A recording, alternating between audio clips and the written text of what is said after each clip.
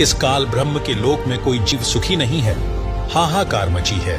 निर्धन कहता है धनवासी सुखी, धनवान कह राजा को सुख भारी, राजा कह इंद्र सुखी, इंद्र कहे सुखी है त्रिपुरारी। हम सभी जीवात्माएं अपनी गलती के कारण इस कष्ट को झेल रहे हैं। जब तक जन्म मरण है तब तक सामान्य जीव से लेकर देवी देवता, श्री ब्रह्मा जी, श्री विष्णु जी तथा श्री शिव जी तक भी सुखी नहीं है। सबका जन्म मरण होता है। श्री देवी पुराण सचित्र मोटा टाइप केवल हिंदी गीता प्रेस गोरखपुर से प्रकाशित के 3 स्कंध में पृष्ठ 123 पर श्री विष्णु जी स्वयं कह रहे हैं कि हमारा तो जन्म मरण होता है, हम अविनाशी नहीं हैं। तो वहीं श्रीमद् भगवत गीता अध्याय 18 के श्लोक 62 में गीता ज्ञान दाता ब्रह्म ने कहा है कि हे अर्जुन, तू सर्वभाव से उस परमेश्वर परमक्षर ब्रह्म की शरण में जा, उसकी कृपा से तू परम शांति को और सनातन परम धाम को प्राप्त होगा। वहीं हमारे पवित्र ग्रंथों में पर ब्रह्म अर्थात अक्षर पुरुष का भी जिक्र किया गया है, जो ब्रह्म से अधिक शक्तिशाली दूसरा भगवान है। तो चलिए सृष्टि रचना के इस दूसरे पार्ट में हम सृष्टि रचना से जुड़े कुछ अन्य प्रश्नों के जवाब जानते हैं, जिनके विषय में आध्यात्मिक ज्ञान से जुड़ा प्रत्येक व्यक्ति जानना चाहता है। सवाल नंबर 1, पर ब्रह्म कौन है? उसके लोकों की रचना कैसे हुई? किस प्रकार से अक्षर पुरुष के 7 शंख ब्रह्मांड अस्तित्व में आए? क्या वहां भी काल लोक की तरह ही सृष्टि है? दर्शकों, हमारे पवित्र ग्रंथों में वर्णित पर ब्रह्म या अक्षर पुरुष दूसरा भगवान है।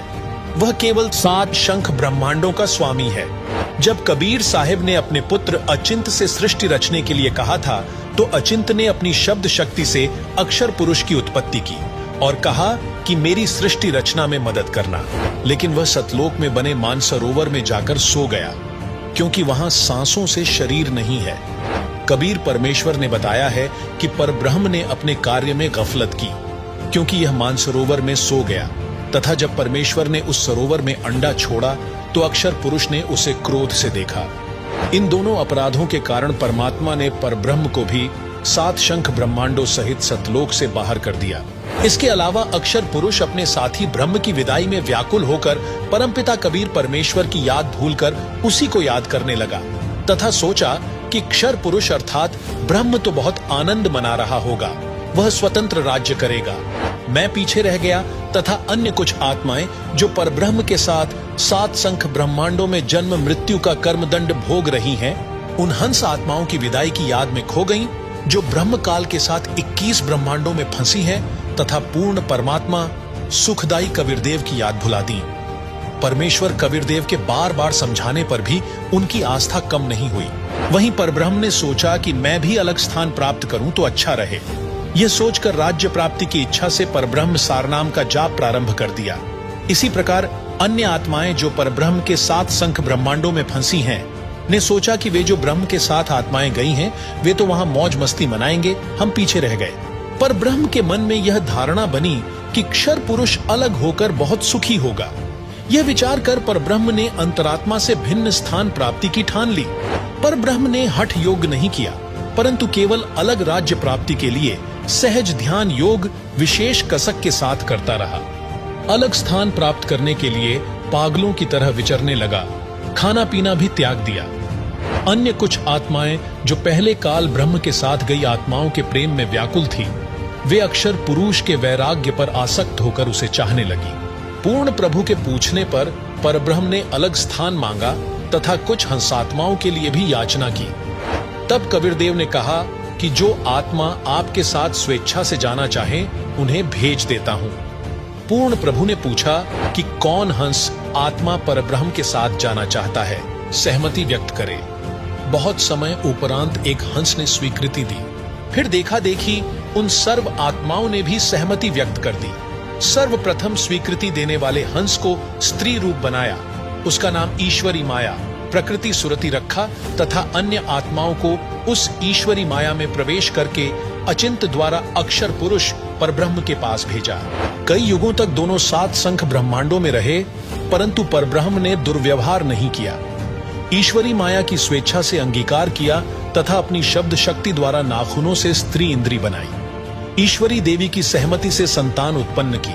इसलिए परब्रह्म के लोक 7 संख ब्रह्मांडों में प्राणियों को तप्त शिला का कष्ट नहीं है तथा वहां पशु पक्षी भी ब्रह्मलोक के देवों से अच्छे चरित्र युक्त हैं। आयु भी बहुत लंबी है, परंतु जन्म मृत्यु कर्माधार पर कर्म दंड तथा परिश्रम करके ही उधर पूर्ति होती है।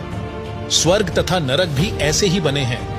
परमात्मा ने परब्रह्म को 7 संख ब्रह्मांड उसके इच्छा रूपी भक्ति ध्यान अर्थात सहज समाधि विधि से कि उसकी कमाई के प्रतिफल में प्रदान किए तथा सतलोक से भिन्न स्थान पर गोलाकार परिधि में बंद करके 7 संख ब्रह्मांडों सहित अक्षर ब्रह्म व ईश्वरी माया को निष्कासित कर दिया। सवाल नंबर 2, क्या है 14 युगों का रहस्य, साथ ही प्रमुख 4 युगों की क्या है गाथा? आखिर चारों युगों का समय काल कितना है और अंतिम युग कलयुग का आखिरी चरण कैसा होगा? दर्शकों, कबीर सागर में अंबु सागर 3रा अध्याय है, जिसमें 14 तरंग यानी भाग हैं। जैसा कि आपको सृष्टि रचना में बताया कि काल के 21 ब्रह्मांड हैं, उसने 5 ब्रह्मांडों का एक ग्रुप बनाया। ऐसे ऐसे 4 समूह 5-5 ब्रह्मांडों के बनाए हैं। एक ब्रह्मांड भिन्न रखा है जो इन सबके समान क्षेत्रफल वाला है। अब जिन 13 युगों का वर्णन हम कर रहे हैं वह इस ब्रह्मांड जिसमें हम रह रहे हैं इसका नहीं है। वह विवरण 5वें ब्रह्मांड का है जो समूह के मध्य वाला है। 5वें ब्रह्मांड में प्रत्येक ब्रह्मांड के समांतर सृष्टि चलती है। जिस ब्रह्मांड में हम रह रहे हैं इसमें जो परमेश्वर कबीर जी की भक्ति सतनाम तक करते रहे हैं, वे बीच में भक्ति छोड़ गए, गुरुद्रोही नहीं हुए। उनको धोखा देने के लिए काल ब्रह्म उन्हें 5वें मध्य वाले ब्रह्मांड में रोके रखता है। ओम नाम जाप की भक्ति की कमाई तो इसी ब्रह्मांड जिसमें हम रह रहे हैं ब्रह्मलोक में भोगते हैं। पुनः जन्म मरण चक्र में गिर जाते हैं। इसके 4 युग हैं, सतयुग, त्रेता युग, द्वापर युग तथा कलयुग। उस 5वें यानी मध्य वाले ब्रह्मांड में 13 युग होते हैं। वहां पर वे जीव काल ब्रह्म द्वारा भेजे जाते हैं जो सोहम नाम का जाप करते हैं तथा जो केवल सतनाम का जाप करते हैं। सतनाम के जाप के ओम की भक्ति कमाई इस ब्रह्मांड के ब्रह्मलोक में भोगते हैं। दूसरे मंत्र सोह की कमाई इस 5वें ब्रह्मांड में भोगने के लिए भेज दिए जाते हैं। वहां भी एक ब्रह्मलोक है तथा अन्य लोक है। वहां के ब्रह्मलोक में सुख भोगने के पश्चात उनको अन्य द्वीपों में राजा रानी तथा जनता के रूप में जन्म दिया जाता है। फिर वे व्यक्ति वहां भी भक्ति करते हैं। उस 5वें ब्रह्मांड में होने वाले 13 युगों के नाम निम्न हैं: अघासुर युग, बलभद्र युग, द्वंद्व युग, पुरवन युग, अनुमान युग, धीर्यमाल या धीरमाल युग, तारण युग, अखिल युग, विश्व युग, अक्षय तरुण युग, नंदी युग, हिंडोल युग, कंकवत युग। अब जानिए जिस ब्रह्मांड में हम रहते हैं वहां होने चारों युगों का विस्तृत विवरण। पहला सतयुग। इस युग की अवधि 17,28,000 वर्ष है, जिसमें मनुष्य की आयु प्रारंभ में 10 लाख वर्ष होती है, अंत में 1 लाख वर्ष होती है। तो वहीं मनुष्य की ऊंचाई 21 हाथ यानी लगभग 100 से 150 फुट होती है। दूसरा त्रेता युग। इस युग की अवधि 12,96,000 वर्ष होती है, जिसमें मनुष्य की आयु प्रारंभ में 1 लाख वर्ष होती है, अंत में 10,000 वर्ष होती है। वहीं मनुष्य की ऊंचाई 14 हाथ यानी लगभग 70 से 90 फुट होती है। द्वापर युग। इस युग की अवधि 8,64,000 वर्ष होती है, जिसमें मनुष्य की आयु 10,000 प्रारंभ में होती है और अंत में 1,000 रह जाती है। वहीं मनुष्य की ऊंचाई 7 हाथ यानी 40 से 50 फुट होती है। कलयुग। इस अंतिम युग की अवधि 4,32,000 वर्ष होती है, जिसमें मनुष्य की आयु 1,000 वर्ष से प्रारंभ होती है, अंत में 20 वर्ष रह जाती है तथा ऊंचाई 3.5 हाथ यानी 10 फुट होती है, अंत में 3 फुट रह जाती है। अब सुनिए संत रामपाल जी महाराज के मुखारबिंद से सत्संग और जानिए कलयुग के अंत में क्या होगा। 10वां अवतार और आवेगा निकलंक नाम तय, कलयुग के एंड में, कलयुग के अंत में। और उस समय ये कृतघ्नी प्राणी हो जाएंगे, सभी भक्ति से दूर होंगे, व्यभिचारी, मांसाहारी और जालिम जुल्म बेहया। कोई शर्म नहीं रहेगी, कोई लाज नहीं रहेगी। सरेआम दुष्कर्म करा करेंगे, बिल खोद करा करेंगे, कच्चा आहार करा करेंगे। एंड ऑफ द कलयुग में। जमीन उपजाऊ नहीं रहेगी, 4.5 फुट तक जमीन का उपजाऊ अंश खत्म हो जाएगा। यानी 3 हाथ, लगभग 4.5 फुट तक उपजाऊ अंश जमीन का समाप्त हो जाएगा। कोई भी फलदार वृक्ष नहीं उगेंगे, ना कोई फसल होया करेगी और वर्षा नहीं होया करेगी। प्रदूषण इतना हो जाएगा कि वर्षा ऐसे होगी जैसे ओस गिरा करे, और सभी प्राणी कच्चा ही गोश्त मांस खाया करेंगे। उस समय लास्ट ऑफ द कलयुग, एंड ऑफ द कलयुग में, कलयुग के अंत में 20 वर्ष की आयु मनुष्य की रह जाएगी, मानव की। और उसमें से 5 खंड बताए हैं सूक्ष्म वेद में, यानी 15 वर्ष की आयु में जन्म भी हो लेगा, जवान भी हो लेगा और गर्भारी भी हो लेगा और मृत्यु को भी प्राप्त हो लेगा। 5 वर्ष की लड़की को संतान होनी प्रारंभ हो जाया करेगी और सभी प्राणी बहुत ठगने से हो जाएंगे। 1.5-2 फुट के आसपास इनका कद रह जाओ। उस समय ये कृत घनी प्राणी इतने हो जाएंगे, बहुत घने। उस समय कुछ एक पुण्यात्मा रहेंगी जो तब भी भगवान से डरने वाली होंगी। वो होंगे ऐसे ही मांसाहारी भी होंगे, लेकिन जगह भगवान की अवश्य होगी। वो कौन होंगे? जो अब इस कलयुग में, अब ये भगवान का मार्ग हजारों वर्षों तक चलेगा। जो पुण्यात्मा इस मार्ग पर लगेंगी, भक्ति करेंगी और आजीवन मर्यादा में रहे, वो तो सतलोक चले जाएंगे। और जो जिनके पैर फिसल गए, नहीं पार हो पाए, वो फिर ऐसे इस कलयुग में मनुष्य के जन्म प्राप्त करते रहेंगे। इतने दयालु हैं ये परमात्मा। लेकिन मनुष्य जीवन में कौन सा ये प्राणी सुखी होगा? तो उस समय क्या होगा कि निकलंक नाम का एक अवतार आवेगा। वो कौन होगा? राजा हरिश्चंद्र की आत्मा होगी। राजा हरिश्चंद्र जी जो सतयुग में एक महान आत्मा सुप्रसिद्ध हुए, ऐसे दानवीर थे, ऐसे धर्मात्मा थे, ऐसे सत्यवादी थे कि उन्होंने अपने वचन के ऊपर राज त्याग दिया था। अपनी पत्नी को भी बेच दिया, अपने आप को भी बेच दिया, अपने सत्य की रक्षा की। जिस कारण से प्रसन्न होकर के प्रभु ने उसको विष्णु लोक में स्थान दे दिया। अब वो विष्णु लोक में है अपने पूर्व जन्म के पुण्यों के कारण। और जब वहां से इस पुण्यात्मा को 10वां अवतार बनाकर युग काल भेजेगा। जो गीता जी में कहता है कि मैं अपने अंश अवतार रचता हूं और फिर उनमें प्रवेश करके सारा काम करता हूं। इसलिए गीता जी अध्याय नंबर 4 के श्लोक नंबर 5 और 9 में कहा कि अर्जुन, तेरे और मेरे बहुत जन्म हो चुके हैं, तू नहीं जानता, मैं जानता हूं। फिर कहता है 9वें श्लोक में कि मेरे जन्म और कर्म अलौकिक हैं। अब कर्म कैसे अलौकिक हैं? श्री कृष्ण में प्रवेश करके महाभारत करवा दी, युद्ध करवाया। ओह, परशुराम का जन्म दिया, परशुराम में प्रवेश करके अक्षत्रियों को मार डाला और पाप परशुराम का रख दिए सारे।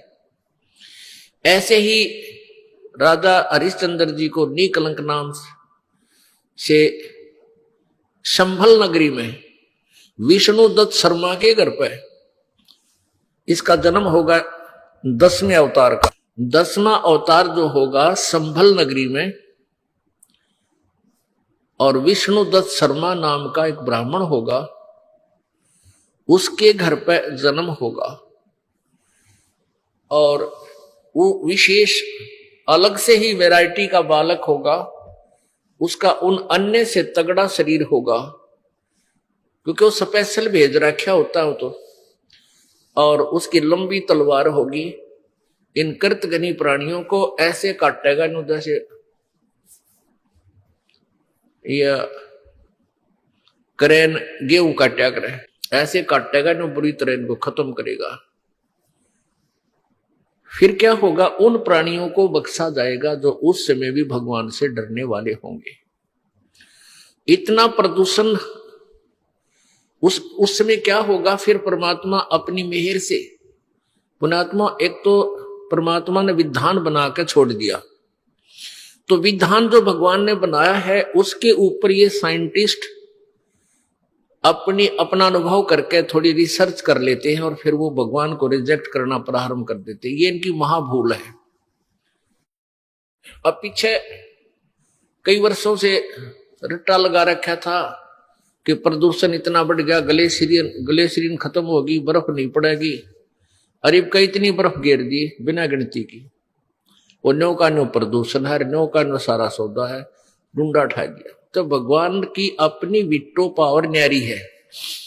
तो क्या होगा, कलयुग के एंड में इन सभी को नाश करेगा, ऐसी दुष्ट आत्माओं को काटा जाएगा, खत्म करेगा। उसके बाद जो पुण्य उस समय थोड़ी बहुत आस्था भगवान की जिनमें होगी वो शेष बचेंगे। फिर बहुत जबरदस्त वर्षा होगी और वो पहले वर्षा प्रारंभ होगी बहुत ज्यादा, वो व्यक्ति वहां से खिसक जाएंगे, मैदानी स्थान छोड़कर पहाड़ों पर चले जाएंगे। बहुत सैकड़ों फुट पानी पूरी पृथ्वी पर हो जाएगा और फिर बहुत समय तक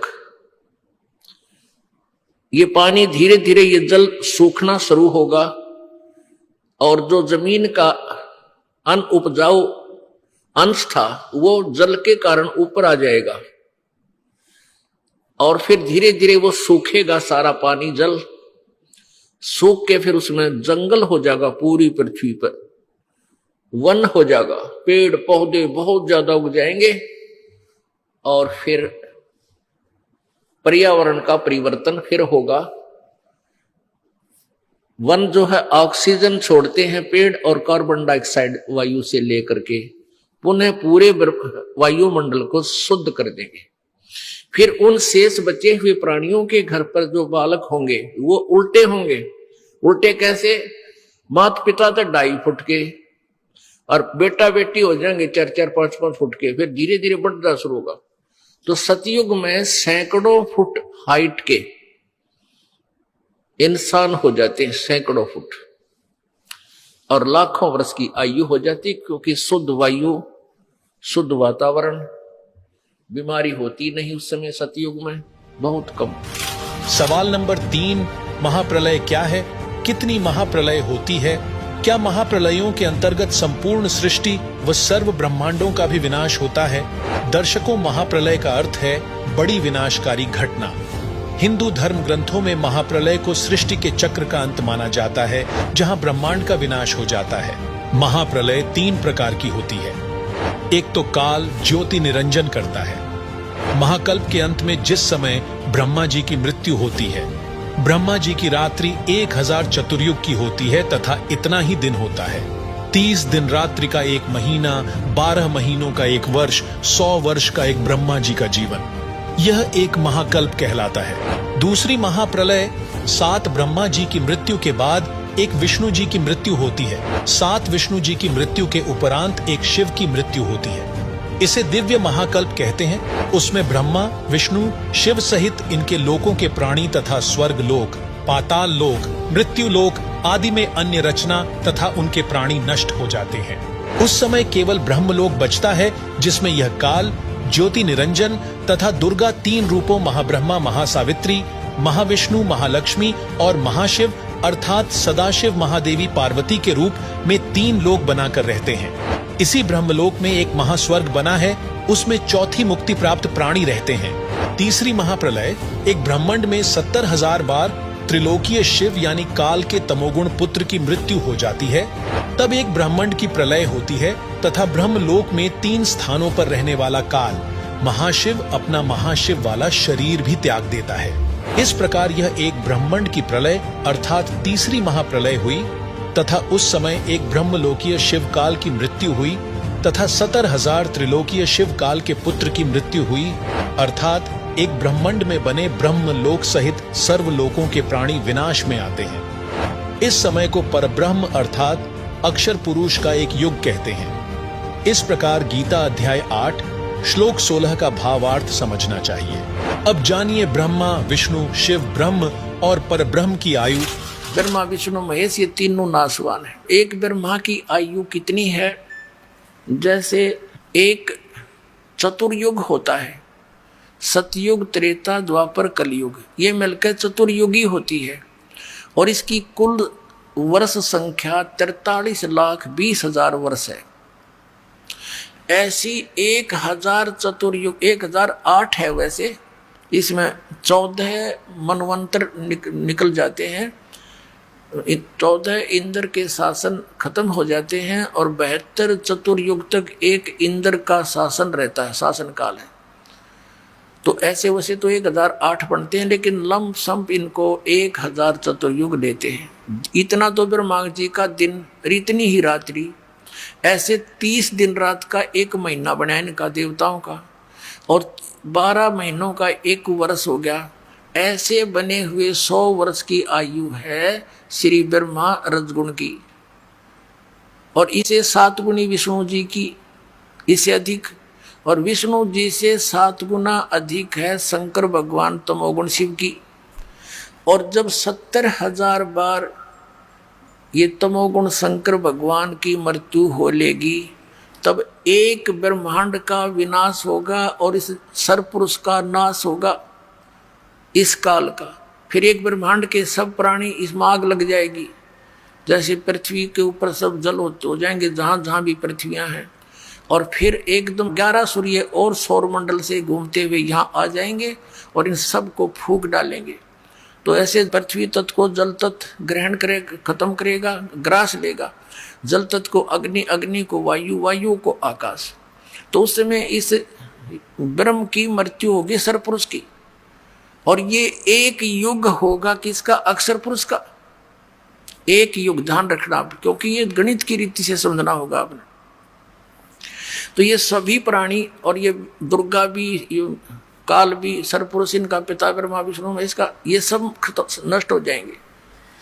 परमात्मा के विधान अनुसार ये एज प्राणी सब ऊपर को उठ जाएंगे एकदम। जीवात्मा मरती नहीं, लेकिन उसमें पीड़ा बहुत होती है जब अग्नि लगती है, इसमें सब बुरा हाल हो जाता है। फिर ये ऊपर उठ जाएंगे, ये 5 तत्व यही रह जाएंगे, घूमते रहेंगे सूक्ष्म रूप में। ये ऊपर दूसरे ब्रह्मांड में चले जाएंगे, वहां जाकर फिर दोनों का, दुर्गा और काल का युवा शरीर बन जाएगा। उसके बाद ये अपना फिर ग्रस्त कर्म से या वचनों से फिर धीरे धीरे अपनी सृष्टि वहां दूसरे ब्रह्मांड में प्रारंभ करते हैं। ऐसे चलता है। तो हमने लेना है समय। तो ये जो 70,000 बार त्रिलोक की शिव की मृत्यु हुई, ये एक बार इस काल की मृत्यु हुई। इसके जन्म और कर्म कैसे अलौकिक हैं। ये अपने आप को अजन्मा क्यों कहता है? यहाँ मर गया, वहां परमात्मा के विधान अनुसार इसकी फिर दोबारा युवा शरीर दोनों का हो जाता है, दुर्गा का और इस काल का। लेकिन जन्म मृत्यु है इसकी। उसके बाद ये एक युग हो गया अक्षर पुरुष का। अब ऐसे 1000 युग का दिन अक्षर पुरुष का, इतनी ही रात्रि, 30 दिन रात का फिर एक महीना हो गया, और 12 महीने का ऐसे उसका एक वर्ष बना। ऐसे जो इस गिनती से, इस रीति से जो उनके एक युग बना, 12 महीनों का एक वर्ष हुआ, और 100 वर्ष की आयु होगी अक्षर पुरुष की, उसका भी नाश होगा। फिर देख कितनी लंबी आयु है। 70,000 बार शिव मर लेगा, एक ब्रह्म की मृत्यु होगी, वो युग होगा इस काल का, और इस अक्षर पुरुष का एक युग होगा। और ऐसे 1000 युग का दिन, इतनी रात्रि, और फिर 30 दिन रात का महीना, 12 महीने का एक वर्ष, और 100 वर्ष की आयु अक्षर पुरुष की, और फिर भी मृत्यु होगी। इसलिए इसको अक्षर भी लिखकर नासवान कहा गया है। एती उम्र बुलंद मरेगा अंतरे, क्यों? क्योंकि सतगुरु लगे न कान, न भेंटे वो संतरे। ओए होए, इतनी लंबी उम्र भी होगी तो भी तेरी अंत में मृत्यु होगी। कारण क्या है कि तुझे वो तत्वदर्शी संत नहीं मिले, और मिले तो तुमने मानी नहीं। जैसे पहले परमात्मा के मिले किनको? आदरणीय धर्मदास साहिब जी को, आदरणीय मलुकदास साहिब जी को, आदरणीय नानक साहिब जी को, आदरणीय दादू साहिब जी को, आदरणीय गरीबदास साहिब जी गांव छुड़ानी जिला दद्दर हरियाणा वाले को, आदरणीय घीसा दास जी गांव खेकड़ा जिला मेरठ उत्तर प्रदेश वाले को। इन्होंने वही डंडोरे पीटे थे, पर मानना नहीं कोई। उनके जाने के बाद ग्रुप जरूर बन गए उनके पीछे, लेकिन उन्होंने क्या बोला था अपनी वाणी में, उसके निकट भी नहीं कोई समाज इज्जत करवा ले। अब क्या हुआ, अब क्या बताया कि एती उम्र बुलंद मरेगा अंतरे, सतगुरु लगे न कान न भेंटे वो संतरे।